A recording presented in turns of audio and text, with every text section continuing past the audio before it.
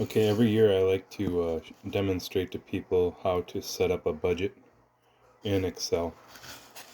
So I have a new spreadsheet open.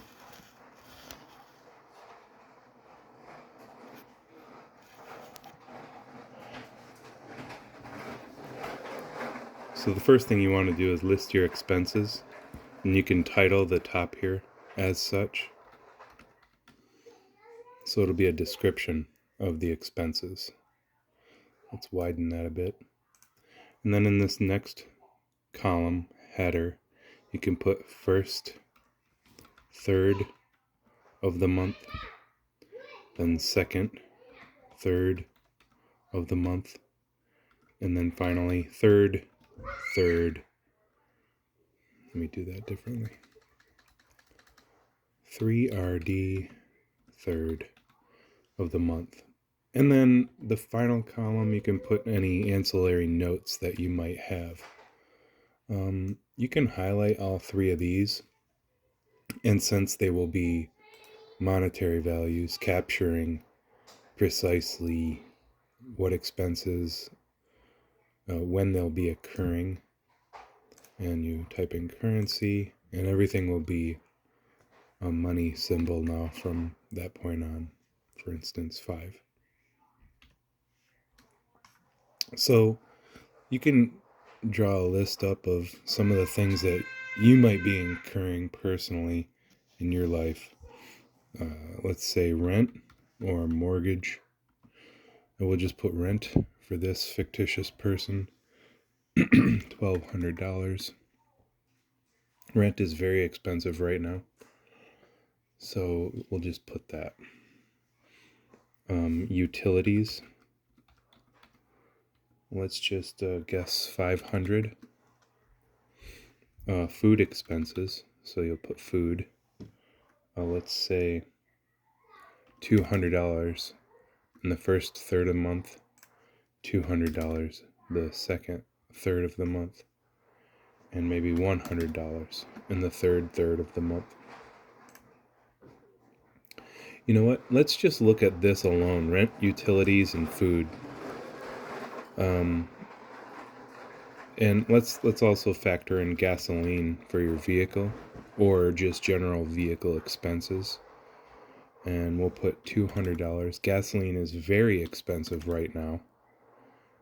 So let's just look at all of these expenses alone. So I'll move the camera real quickly so you can see it better.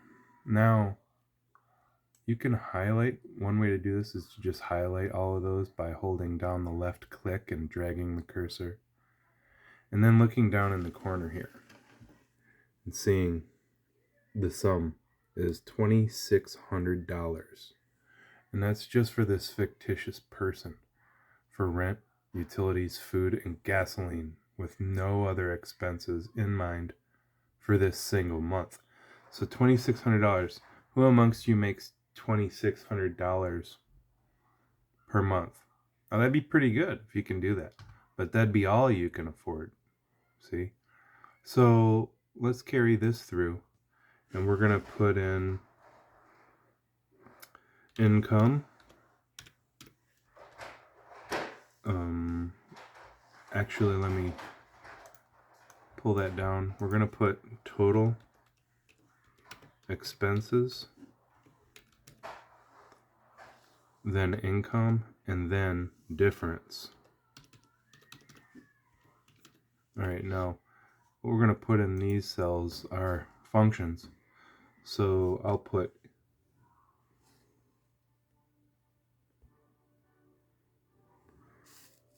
in equals sum, begin parentheses, drag those down,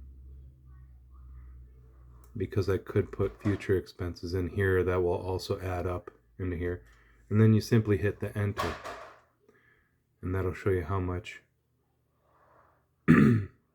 expenses for this particular third of the month. Here's a trick. Highlight that, go to the bottom right until it turns into a plus symbol on your cursor, drag those over, and it will do the very same function that it did from here to here. in these columns. And you hit enter, or just put your cursor out. All right, now for income, let's say you had about $2,000 in your account. Well, actually, it would have to be more because you would go negative. It would have to be more than your current expenses for that third of the month. So let's say you started off with $3,000 in your account. The difference would simply be the equals sum function, equals sum, begin parentheses. Your income, what you started with, the minus symbol, and then the total expenses, hit enter, and then that will be the difference.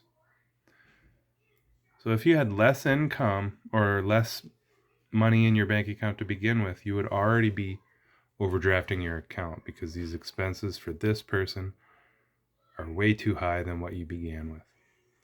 So now again, we'll just drag this over, hit enter. Now, same thing for the difference. You can pull those over and those automatically do the calculations. That's assuming you get $3,000 each third of the month, which I doubt is correct. So what we'll do is change this one, equals sum, begin parentheses, grab that difference from the first third of the month, hit enter. Same thing, equals sum, begin parentheses, grab that difference from the previous third, hit enter. So this is assuming that you only are operating from the $3,000 at the beginning of this particular month for this person. That's it. And it's just carrying over the amount that you had from the difference of that first third, and then the difference from this second third. And then you end up with a value at the end of the month. There's another way you can do this, is if you consider the second third of the month the 15th, if you're paid semi-monthly. And let's just assume that. So this person gets, let's just put paycheck. And we'll put, I don't know, $1,500. Okay, so now what you can do is go to this cell, and it already has a function in it. It's grabbing this difference. Okay, so now this already had a function in it. Now if you wanted to hit plus the amount you make on the 15th, and then that same amount, if you're semi-monthly, you'll get that same amount on the 30th as well. And this is assuming that this person is salaried at $1,500 each paycheck on the 15th and 30th. So now you can see a difference. What you're ending up with is $3,400. Now that's assuming this person started off at the beginning with $3,000 in their bank account and obtained $1,500 on the 15th and $1,500 on the 30th. So again, this second column represents the pay on the 15th. That's what divides up the month from first, second, third. The third would be, the third would be the 30th or 31st. That's how I think of it, because it's divided up by paychecks on a semi-monthly payroll. Now, the first third is what I consider a lag period. So it's from the 1st through to the 15th. That covers a whole wide range, a good 2 weeks of a period that a lot can happen. So if you're tired of living paycheck to paycheck and having too much month at the end of the money, I want you to visualize your expenses here in Excel by simply inputting these functions that I taught you. You know, the total expenses equals sum, begin parentheses, cell B2, colon, B8. I just dragged it down. That's what the function is, and then you can drag it over also for calculating the cells above.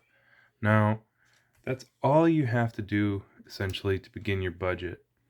And a lot of people's circumstances will vary. I also like to highlight this in red to show you what you'll end up with after all expenses in that month had occurred. One last thing I want to show you real quick is to simply reproduce worksheets down below. Let me first rename this worksheet December 2021. And now we'll go ahead and add a couple more worksheets just so I can show you real quick what to do here. So let's rename these down below quickly. January 2022. Rename February 2022. And finally, March. You can project these out years in advance. I have a budget that's projected out a couple years ahead of time. So you can be encouraged by what your money will do for you if you live according to a budget.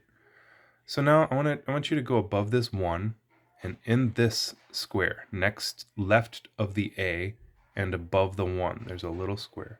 Select that, and that highlights everything. Now, push Control and C together. That copies everything into memory. So now you go down to January, select that, and then hit Control and V together. And what that's going to do is, whoops, I must not have copied it before. Let's go back. Hit Control Z. All right, Control C. Okay, now you can see it being highlighted. It's copied into memory. Now you go back to this first cell, A1, hit Control V, and then that copies everything into it. You do the same thing for February, Control V, and then March, Control V. So now I'm going to show you how to link these cells. Instead of, I'm in January 2022 now, instead of having the $3,000 in your bank account, what you're going to do is put in a function equals sum, begin parentheses, go back down into the December worksheet. Now go back up to the difference here that you had highlighted. Select it and hit enter. Now that's going to change everything. I'm back into January 2022 suddenly. It's going to change everything here because the amount right here in this cell is no longer 3,000 only. It's grabbing what you ended up with from the previous month. So that calculates everything else out to be 3,800 at the end of this month, which is a good sign because you're going up. It was 3,400 you ended up with the previous month. Now it's 3,800 you end up with at the end of this month. So you're living well within your means. Go to February 2022. Change this cell equals sum, begin parentheses, go back down to January this time. Select cell D11, hit enter. And again, you can see at the end of this month, you're going up in value. That's good.